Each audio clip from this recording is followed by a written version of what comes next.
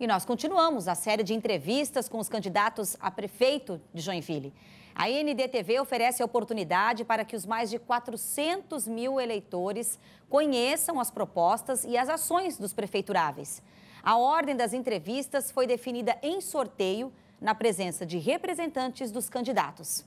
E hoje, a nossa entrevistada é Maiara Cousani. Maiara tem 27 anos, é a candidata mais jovem nesta eleição. É estudante de medicina veterinária e tem como vice Francisco Avis, que também é estudante. Os dois são do PSOL.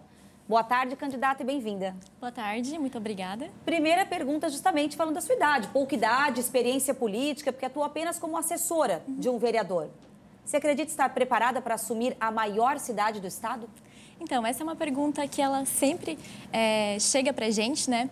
E eu acho que é muito legal a gente responder porque a gente passou por vários governos, com vários gestores experientes e hoje a gente encontra a cidade como? Né? Totalmente sem estrutura, né? Faltando diversos serviços públicos, faltando manutenção, faltando saúde pública, faltando vaga em CI, vaga em escolas. Então, com certeza, a minha idade ela pode assustar, mas ao meu lado terão pessoas com muita experiência, né? Como foi falado aqui, eu fui assessora e o coordenador da nossa campanha é o ex-vereador Edilson Mariano, que tem 16 anos de experiência aqui na cidade e que eu pude acompanhar de perto todo o trabalho dele e vão ter pessoas também que eu pude acompanhar, que estiveram na direção, por exemplo, do Sindicato de Servidores Públicos, como o URIS, como a Flávia, que são servidores que entendem da necessidade da nossa população. Então, é dessa forma com que eu acho que eu vou conseguir governar a cidade de Joinville. Bom, falando então no seu pensamento e nas suas decisões como prefeita, caso seja eleita. No plano de governo aparece necessidade de investimento em educação.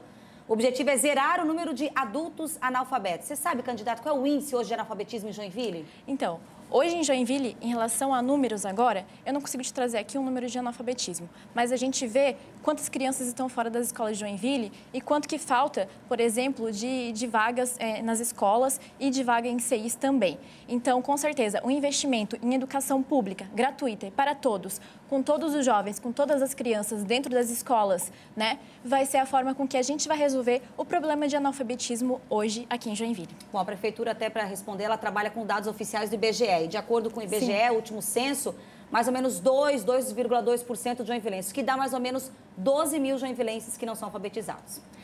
Falando ainda do plano de governo, ele cita o termo investimento de todo o dinheiro necessário. O que seria esse necessário em educação e mantendo a prefeitura dentro da responsabilidade fiscal? Então, o que é isso, né? Todo o dinheiro necessário. É o que eu falei aqui antes.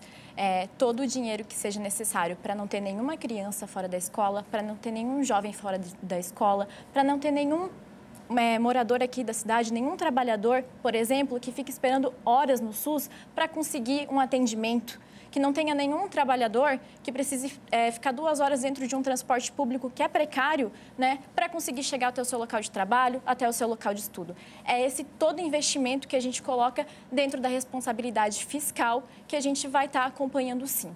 Bom, conforme foi definido em sorteio agora há pouco, a candidata responde agora a pergunta de uma entidade. Vamos acompanhar. A Jopeme é a maior comunidade empreendedora da região norte de Santa Catarina. Gostaria de saber como as micro e pequenas empresas estão contempladas no seu plano de governo, caso for eleito. É muito importante a gente estar respondendo essa pergunta aqui hoje, porque, por exemplo, quando a gente coloca o socialismo no nosso programa de partido, a gente fala da socialização dos grandes meios de produção.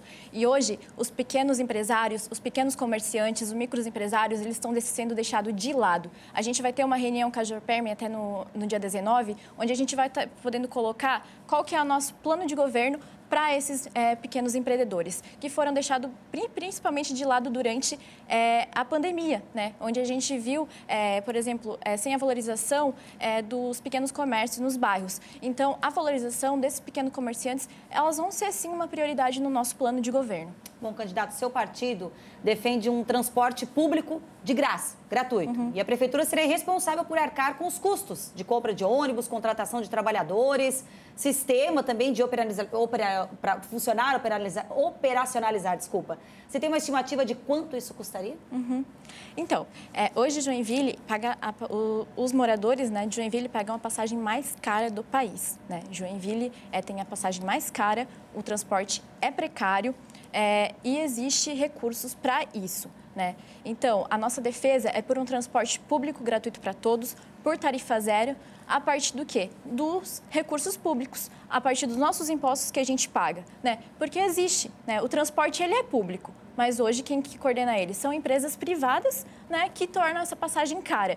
E não é uma realidade longe, né? Eu falo aqui do Brasil, por exemplo, onde a gente tem uma cidade em Cuiabá, onde os estudantes têm o direito ao passe livre estudantil, né, que foi conseguido através de muita reivindicação, muita luta dos estudantes de lá. Então, o quanto custaria isso? Custaria o dinheiro que a gente já paga nos impostos de todos os dias. Vamos agora também à participação do portal ND+, pergunta com a jornalista Raquel. Boa tarde, candidata Boa Raquel tarde. do portal ND+. Eu gostaria de lhe perguntar sobre os pequenos produtores de Joinville, né? Você fala no seu plano de governo que os latifúndios estão avançando sobre o pequeno produtor. Qual a sua real proposta para fortalecer o pequeno agricultor de Joinville? Primeiro, como tudo em meu plano de governo, a gente quer escutar as pessoas, os pequenos produtores, os trabalhadores, os servidores. Então, escutando, reunindo os pequenos produtores, entender quais são as reais necessidades dele e aplicando as reais necessidades dos pequenos produtores para que os latifúndios não tomem conta e que a gente consiga, de fato, fazer com que eles consigam tirar sua renda daquilo, do seu trabalho. Mais uma pergunta, candidata. Gostaria então que você explicasse como é que pretende federalizar a Univille e acabar com os vestibulares para acesso às universidades. Essa é uma pergunta muito interessante, porque eu acho que Joinville, a população não sabe que a Univille nasceu como uma universidade pública, né? Então, a história da Univille, ela se inicia como uma universidade pública, depois passa a ser uma universidade comunitária, onde é cobrado uma mensalidade, e uma mensalidade que é muito cara e que muitos estudantes acabam trancando a mensalidade durante o seu curso, por exemplo, né? Então, a gente tem o interesse de federalizar a Univille porque, por exemplo, a gente já tem o prédio, a gente já tem a estrutura, né? A Univille já presta vários serviços para a população, como a saúde e escola, né? Então, assim, a gente transformar a Univille em federal só passa de ter vontade, né? Só falta ser interesse público. Dessa forma, a gente faria com que, utilizando toda essa estrutura, investindo todo o dinheiro que vem da educação, talvez tornando de imediato, primeiro ela municipal, depois estadualizando e federalizando a Univille, dessa forma com que a gente faria. Bom, a candidata defende o não pagamento das dívidas do município com o Estado e governo federal. Isso não quebraria a economia? Porque boa parte dos recursos vem, né, do Estado e federal? Sim, mas o que acontece é que a dívida pública não é uma dívida que é nossa, né? Hoje, por exemplo, a arrecadação, o último valor que a gente teve da dívida pública chegou a cerca de 400 milhões, né? Isso é feito uma porcentagem dentro da arrecadação, né? Ou seja, é certo a gente pagar uma dívida que não é nossa? Então, 30 segundos finais para o seu recado, porque merece o voto do eleitor. Então, eu quero chamar todos os eleitores a votarem na gente, aqueles que acreditam que a gente tem que inverter a lógica desse sistema, que os trabalhadores e a juventude têm que tomar o rumo e o seu futuro nas suas próprias mãos. Por isso que eu peço para votar nos candidatos contra o sistema e votar 50. Tá certo. Mais 10 segundos. Fechou, candidata? Fechou. Tá certo, então. Obrigada pela presença. Obrigada a você. Uma ótima tarde. Obrigada.